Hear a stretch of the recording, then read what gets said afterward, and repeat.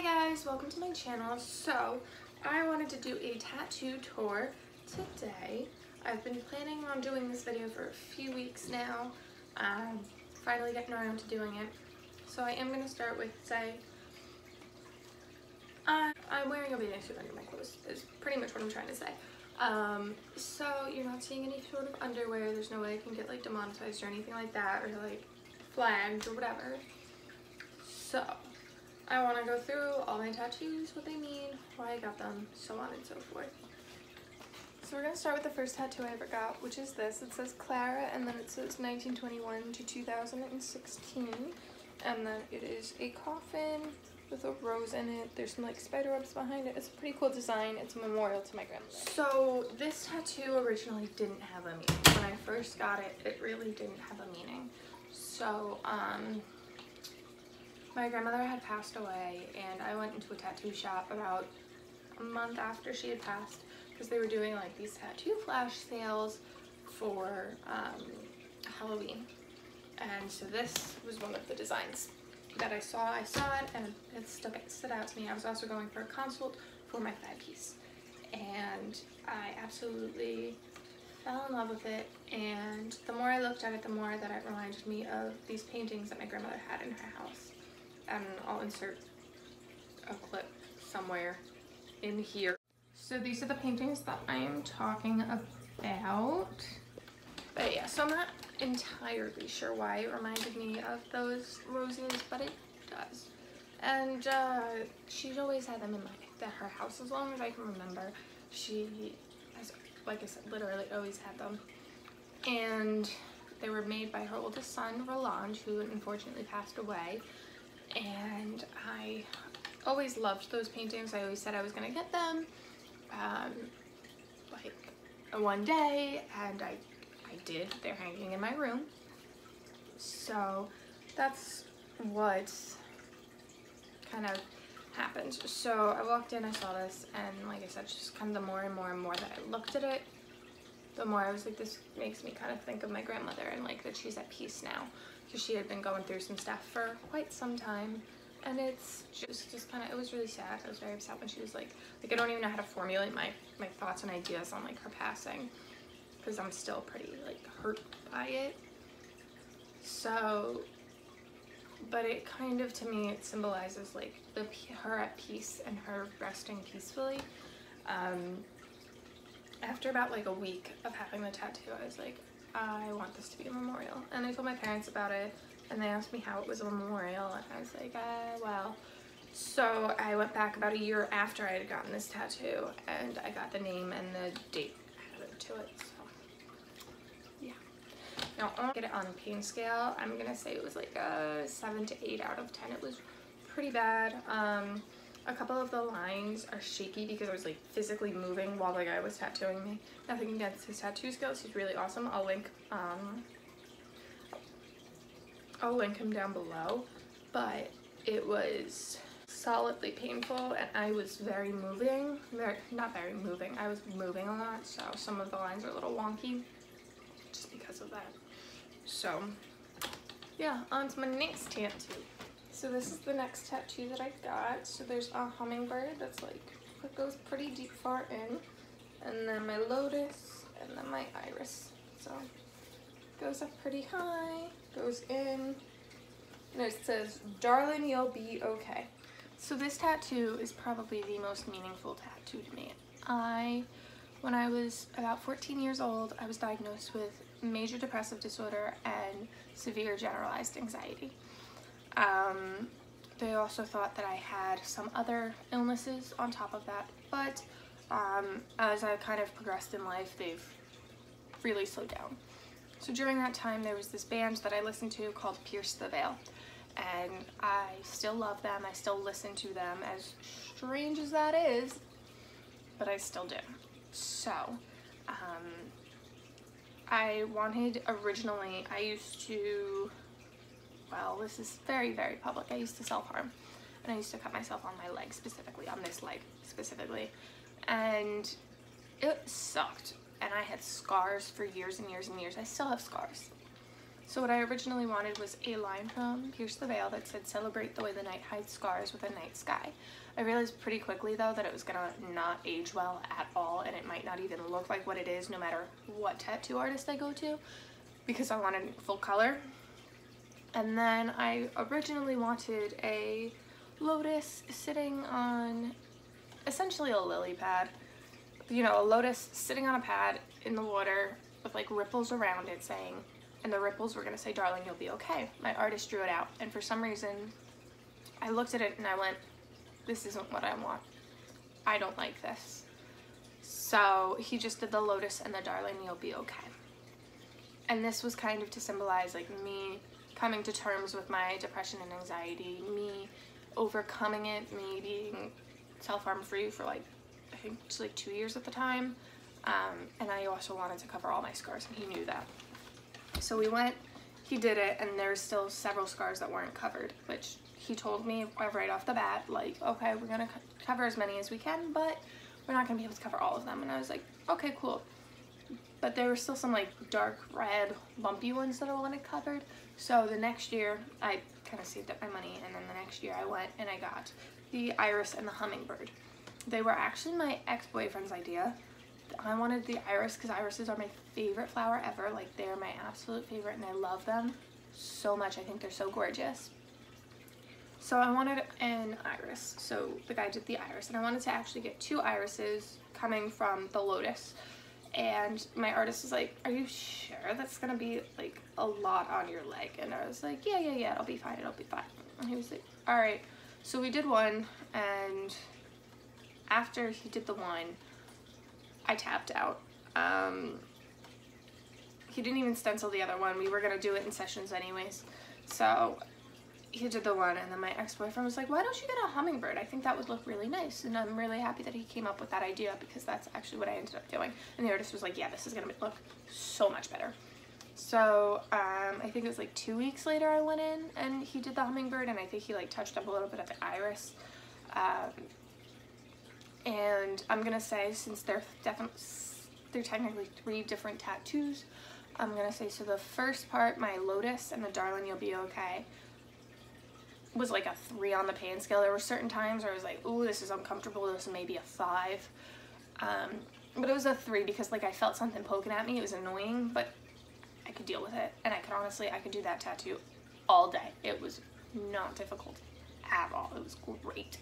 The only times that it really hurt was when it was close to my hip bone, and then when he went in with the white ink, that hurt a little bit more, because it is mostly a white ink tattoo actually. So it healed very well for white ink, and white ink's wishy-washy. It's very dependent on the person and like how you heal it and all that stuff. There are some like yellower spots, but you know what, it looks pretty good. It looks pretty good for being a white ink tattoo. So that pain was like a 3, maybe up to a 5 like at the absolute worst, like, but I was like, oh. And then the iris was probably a 6 or 7. It was pretty up there. The higher up on towards my hip bone he went, the more pain I was in. But also like the further out, like when he was more on the side of my thigh, that freaking hurt. That freaking hurt. Oh my goodness, it hurt so bad. And then the hummingbird hurt a lot, because this tattoo has no outlines. The only outline is the beak. The rest of it is straight color. I'm like looking down at it, I'm like, yeah, there's no more outline, it's straight color. So color needles typically hurt worse. I like the shading needle. The shading, I love shading. Oh my gosh, shading is the least painful thing ever. But so I would say like the body of the tattoo, like the body of the hummingbird, I think was like a 7. The beak was like a 9. And then the wings were easily a 10. It was so bad that my tattoo artist put numbing cream on me, waited like 10 minutes, came back, wiped it off, started to tattoo me again. I was still jumping through the roof, numbs me again, waited another like 10 minutes. At this point in time, he's like, "I'm gonna eat food," and I was like, "You do you, boo." He ate, he came back, took the numbing cream off, and I still felt everything. So it was rough. It was very rough, and I was like ready to tab out at any second. Every time like he like would like take the needle away from me to like put more ink on it or whatever, I was like, okay, it's coming back, it's coming back, it's coming back. It was rough, I tell you. It was so rough. I do not recommend getting your inner thigh tattooed to anybody because it sucks. I'm telling you right now, it sucks so hard. Alright, so on to my next tattoo. So this is my final tattoo.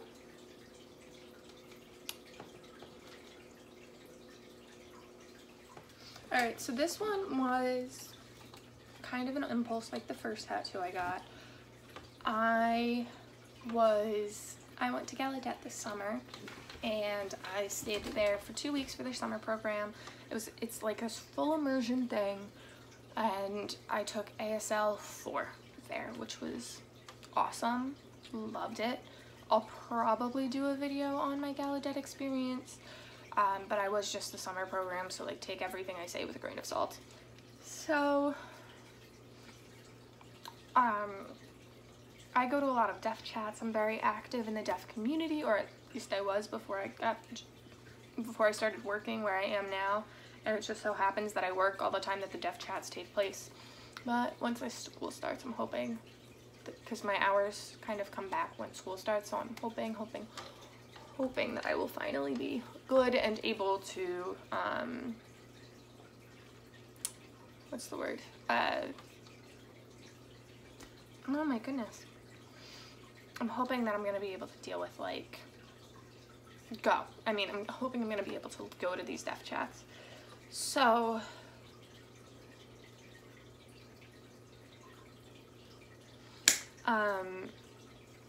one of my closest friends, he's deaf. One of my best girlfriends, she is significantly hearing impaired. Another one of my close friends is has some hearing impairment. I was born kind of deaf. I had to get tubes put in my ears. That's a whole story in itself. So I'm active in the deaf community. My goal when I'm older is to become an audiologist. I'm currently majoring in speech and hearing sciences, and I'm minoring in sign language. And I currently have my associate major. I'm technically a dual major because I have enough credits for my communication disorder major and my sign language major. So, except they don't offer sign language as a major, but I have enough credits for it. So, the thing that my boyfriend and I always do to each other, and the thing that everybody at a deaf chat, when you leave a deaf chat, everybody does this. Everybody says this, which is I love you. So this is an I in sign language, an L in sign language, and a Y. So it's I-L-Y, which is pretty cool. So one of the things it's a very common tattoo to see this. And I wanted to get something a little bit different, and I really like this, which is I really love you, which is what my tattoo means. It means I really love you, and I also like that it's not super close to my heart, but it's close enough, like, because your heart's here, so on either rib side it would be the same. So all of my tattoos are on the right side of my body. That's a fun fact about me.